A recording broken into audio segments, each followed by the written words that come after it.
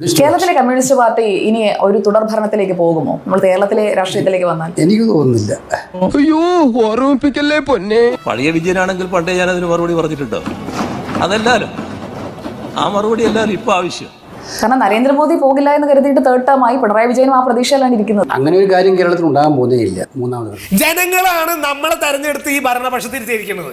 അപ്പൊ ആ ജനങ്ങളെ ഉപദ്രവിക്കാനുള്ള അവകാശം ആരാ? നമുക്ക് അത് ഉണ്ടാകാതിരിക്കാനാണ് കമ്മ്യൂണിസ്റ്റുകാരും പ്രാർത്ഥിക്കേണ്ടത്. ഇതേതാണ്ട് എലിക്കണിയിൽ സുന വെട്ടതുപോലെ സുനോട്ട് എടുക്കാനും പറ്റില്ല, കെണി ചുമന്നുകൊണ്ട് നടക്കുകയും ചെയ്യണം. ഈ വർഗീയത കൊണ്ടാണ് ജയിച്ചത്, വർഗീയതയാണ് ഇത്തവണ UDF വളമാക്കിയത് എന്നൊക്കെയാണ് മറുപക്ഷത്ത്. അതായത് CPIM-ന്റെ ഭാഗത്ത് നീ തോൽവി വിലയിരുത്തുമ്പോൾ അതൊക്കെ ഒരു ഘടകമായി എന്ന് പറഞ്ഞുകൊണ്ട് ഇപ്പോൾ ലീഗിനെ അടക്കം പഴി പറഞ്ഞുകൊണ്ടിരിക്കുകയാണ്. അതിനൊക്കെ അവർ തോറ്റു കഴിഞ്ഞപ്പോൾ ആ ഉത്തരവാദിത്തം ചാരാൻ നോക്കുന്നത് പോലെ എനിക്ക് തോന്നുന്നുണ്ട്. അച്ഛൻ പറഞ്ഞു ഇതിലും ഭേദം കട്ടപ്പാറയായി കക്കാൻ ഇറങ്ങുന്നതാണ്. നാണം കെടുത്തല്ലേ നായിന്റെ മോനെ. എന്തൊരു നികൃഷ്ടമായിട്ടുള്ള ആരോപണമാണ്. പച്ചവെള്ളം ചവച്ചു കുടിക്കണ പഞ്ചപാവം അങ്ങോട്ട് ഇറങ്ങിയില്ലടേ. അവർക്ക് എങ്ങനെ UDF-ൽ വർഗീയത ആരോപിക്കാൻ പറ്റും? കേരളത്തിലെ ജനങ്ങളിൽ വർഗീയത കൗതുക ലേശം കൂടുതലാണ്. വർഗീയതാന്ന് പറഞ്ഞാൽ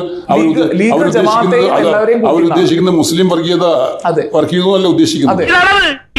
ഞാൻ ചോദിക്കട്ടെ, ആലപ്പുഴയിൽ ഞാനാണ് കോൺഗ്രസ് സ്ഥാനാർത്ഥി. CPM-ന്റെ സ്ഥാനാർത്ഥി ആരായിരുന്നു? A. മാരിഫ്. കോഴിക്കോട് MK രാഘവനാണ് കോൺഗ്രസ് സ്ഥാനാർത്ഥി. CPM സ്ഥാനാർത്ഥി ആരായിരുന്നു? ഇളമരം കരീം. ഇത് വടി കൊടുത്ത് അടി വാങ്ങുന്ന പരിപാടിയാണല്ലോ ബാബു. ആ രണ്ടിടത്തും ഞാൻ ഇവിടെ പറയും, ഞാൻ ഓരോ ബൂത്തിലും പരിശോധിച്ചിട്ടാണ് പറയുന്നത്. വർഗീയത നോക്കിയിട്ടാണോ മുസ്ലിങ്ങൾ വോട്ട് ചെയ്തത്? കോഴിക്കോട് വർഗീയത നോക്കിയിട്ടാണോ മുസ്ലിങ്ങൾ വോട്ട് ചെയ്തത്? വെറുതെ ഇങ്ങനെ പറയാ. പലരും ഞാൻ പറയാണ്, യാഥാർത്ഥ്യങ്ങളുമായിട്ട് ബന്ധം വേണ്ടേ? സത്യത്തിൽ ഈ തെരഞ്ഞെടുപ്പിൽ അങ്ങനെ വർഗീയത നോക്കിയിട്ടല്ല അവർ വോട്ട് ചെയ്യുന്നതിന് ഏറ്റവും വലിയ തെളിവാണ് കോഴിക്കോട് ആലപ്പുഴയിലെയും UDF സ്ഥാനാർത്ഥികളുടെ വിജയം. അതൊന്നും എനിക്കറിയാൻ മേല. ഇങ്ങനെ എന്തെങ്കിലുമൊക്കെ പറയുമ്പോഴേ എന്റെ മനസ്സിനൊരു സന്തോഷം ഉണ്ടാവുള്ളൂ. ഞാൻ എന്റെ സന്തോഷം നോക്കിയാ പോരെ. അതെന്താണ്? ഇളമരം കരീം കോഴിക്കോട് നിന്നാൽ അതല്ല, വടകരയിൽ ഷാഫി പറമ്പിൽ നിന്നാൽ അങ്ങനെയാണ്, CPIM ആലപ്പുഴയിൽ ആരിഫ് നിന്നാൽ അതല്ല. ഇതൊന്തൊരു ഭാഷയാണ്. നിങ്ങൾ കാര്യമറിയാതെ എന്നെ തെറ്റിദ്ധരിച്ചില്ലേ? ഒരു തെറ്റിദ്ധാരണയുമില്ല. കണ്ടപ്പോൾ മുതൽ നമ്മൾ തമ്മിൽ നല്ല ധാരണയാണ്. തോറ്റു കഴിഞ്ഞാൽ തോറ്റ ന്യായങ്ങളെ കുറിച്ചിട്ട് അന്വേഷിച്ചിട്ട് കണ്ടുപിടിക്കുന്നതിന് പകരം അങ്ങാടിയിൽ തോറ്റതിന് അമ്മയോടെന്ന് പറഞ്ഞ ഭാഷയിൽ ഉപയോഗിക്കുന്നത് തെറ്റല്ലേ?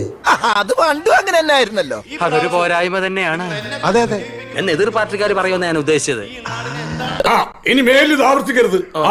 എല്ലാവരും പോയിക്കോ. ചെല്ലേ, നീ പോയി കിടന്നോടാ. അല്ല, നിങ്ങളോട് ഇനി പ്രത്യേകിച്ച് പറയണോ? കെടാ. ഒരു ചുവന്ന സ്വിച്ച് കാണുന്നുണ്ടോ? കാണുന്നുണ്ട്. ചുവന്ന സ്വിച്ച് അമർത്തിയോ? അമർത്തി.